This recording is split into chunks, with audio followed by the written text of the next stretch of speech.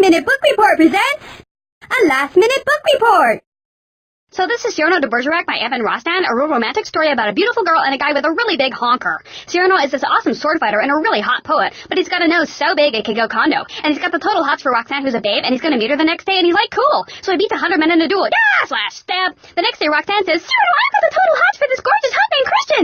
And Cyrano is totally bummed, but he loves Roxanne so much he says he'll always protect Christian, who's not the brightest bulb in the chandelier, but what's so wrong if a girl has a bimbo? Guys, do it. Then it gets worse because Christian tells Cyrano he has the hots for Roxanne, but he's like all tongue-tied. So Cyrano gives Christian a letter he wrote to Roxanne and says to tell her he wrote it, so Roxanne reads it, and she's like totally in love because this hunk also writes mushy-gushy poetry, and that's just too good to be true, which it is, but Roxanne doesn't know it. And Cyrano keeps writing letters until Christian wants to speak for himself, and that totally doesn't work because he's like, duh, and she's like, ew, when Cyrano, who's hiding in the bushes, says, tell her she's the most beautiful girl in France, and he does, and she says, alrighty then, and loves him again. Mwah. And Christian and Cyrano go off to war, and Cyrano writes a letter for Christian that rocks, and there's a big battle, and Christian dies, and Roxanne is so bummed she goes into a convent, and Cyrano visits her every week. One day Cyrano's enemies run him down the street, but he drags himself to the convent, and when he recites Christian's last letter by heart, Roxanne knows Cyrano wrote all the letters, and now she's losing the love of her life twice, even if this one does have a huge nose. And then Cyrano dies, and it's really sad, and I